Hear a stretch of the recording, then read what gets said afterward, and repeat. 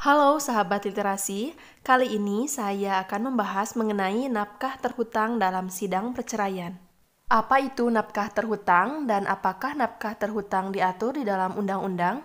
Lalu konsekuensi apa yang akan diterima jika suami tidak membayarkan nafkah terhutang terhadap istrinya? Simak penjelasannya sampai selesai. Sebelum dilanjut, kita harus memahami terlebih dahulu apa itu yang dimaksud dengan nafkah. Berdasarkan Kamus Besar Bahasa Indonesia, nafkah adalah belanja untuk hidup atau uang pendapatan. Selain itu juga berarti bekal hidup sehari-hari atau disebut juga dengan rezeki. Itu artinya nafkah di sini adalah nafkah dalam suatu perkawinan, yaitu uang yang diberikan oleh suami untuk belanja hidup keluarganya.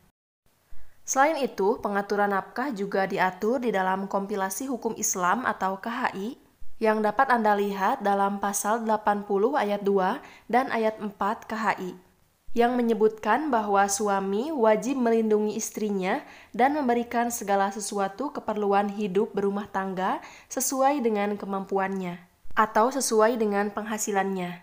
Dalam hal ini, suami menanggung yang pertama, nafkah kiswah dan tempat kediaman bagi istri. Kedua, biaya rumah tangga, yaitu biaya perawatan dan biaya pengobatan bagi istri dan anak. Ketiga, biaya pendidikan bagi anak. Pengaturan nafkah juga diatur di dalam Undang-Undang Nomor 1 Tahun 1974 tentang perkawinan atau Undang-Undang Perkawinan. Bisa dilihat dalam pasal 34 ayat 1 Undang-Undang Perkawinan. Dalam pasal tersebut dikatakan bahwa suami wajib melindungi istrinya dan memberikan segala sesuatu keperluan hidup berumah tangga sesuai dengan kemampuannya. Dalam pengaturan undang-undang perkawinan, tidak ditetapkan besarannya nafkah yang harus diberikan, hanya dikatakan sesuai dengan kemampuan si suami. Lebih lanjut lagi diatur di dalam undang-undang perkawinan yang menyatakan bahwa apabila suami atau istri melalaikan kewajibannya, masing-masing dapat mengajukan gugatan kepada pengadilan sesuai dengan pasal 34 ayat 1 Undang-Undang Perkawinan. Ini berarti apabila suami tidak memberikan nafkah untuk keperluan hidup berumah tangga, istri dapat menggugat ke pengadilan negeri atau pengadilan agama tergantung dari agama yang dianut oleh pasangan suami istri tersebut. Jika Anda seorang muslim, maka bisa diajukan ke pengadilan agama, dan jika non-muslim, bisa diajukan ke pengadilan negeri. Selanjutnya, hak-hak yang didapat oleh mantan istri pasca bercerai. Kali ini saya hanya akan membahas mengenai hak terhutang. Nah, untuk hak lainnya sudah pernah saya bahas pada video sebelumnya, yang bisa Anda cek pada link video di atas ini. Perceraian yang terjadi antara suami istri tidak secara otomatis menghilangkan hubungan dan kewajiban suami kepada istri. Pasca perceraian, mantan istri masih memiliki hak yang harus dipenuhi oleh mantan suaminya. Salah satunya yaitu nafkah terhutang. Mengapa disebut nafkah terhutang?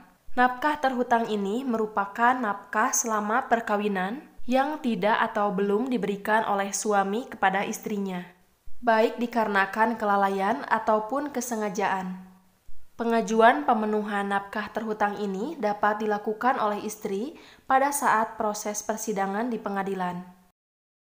Dengan diterbitkannya Surat Nomor 1699-DJA-00-5-2021 oleh Mahkamah Agung Republik Indonesia. Dalam hal ini, Direktorat Jenderal Badan Peradilan Agama perihal jaminan pemenuhan hak-hak perempuan dan anak pasca perceraian. Tertanggal 24 Mei tahun 2021. Surat tersebut terdiri dari 21 halaman yang melampirkan belangko atau format khusus pada perkara perceraian, baik cerai talak maupun cerai gugat. Terdapat beberapa kolom posita dan petitum yang sudah tersedia, mulai dari identitas, jumlah anak, posita tentang seberapa lama suami istri telah pisah rumah, seberapa lama suami telah melalaikan kewajibannya, hingga kolom untuk menentukan jumlah rupiah yang akan dituntut oleh sang istri kepada sang suami. Mengenai jumlah rupiah atau barang berharga apa yang akan dituangkan oleh para pihak, Dalam surat tersebut tidak ada penjelasan maksimum atau minimum nominal. Soal nominal tergantung kemampuan para pihak, itu pun yang akan menentukan adalah majelis hakim di persidangan. Bahkan tidak diisi pun juga tak dipaksakan. Agar tuntutan pembayaran atas nafkah tersebut dapat tereksekusi dengan baik, maka akta cerai sang suami yang ditahan oleh panitera pengadilan merupakan jaminan. Jadi sebelum dibayarkan nafkahnya tersebut, maka akta cerai suami akan ditahan oleh panitera pengadilan sebagai jaminannya. Akta cerai tersebut merupakan bukti otentik tentang status seseorang yang telah bercerai dan juga disyaratkan oleh KUA untuk dapat menikah lagi. Itu artinya akta cerai ini menjadi jaminan hingga sang mantan suami melunasi segala nafkah yang diajukan oleh sang istri yang dikabulkan oleh majelis hakim. Soal besar atau tidaknya, jumlah nominal, berat atau tidaknya, ikhlas dan tidaknya, intinya harus terbayarkan sebelum akta cerai tersebut diberikan oleh pengadilan agama. Jadi jangan khawatir jika ada nafkah terhutang tidak dibayarkan karena hak Anda sebagai istri akan dijamin oleh pengadilan. Itu saja informasi yang bisa saya sampaikan. Apabila ada kesalahan dan kekurangan, mohon untuk ditambahkan. Jika ada pertanyaan lain, silahkan tulis di kolom komentar atau bisa menghubungi saya secara langsung lewat DM Instagram. Wassalamualaikum warahmatullahi wabarakatuh.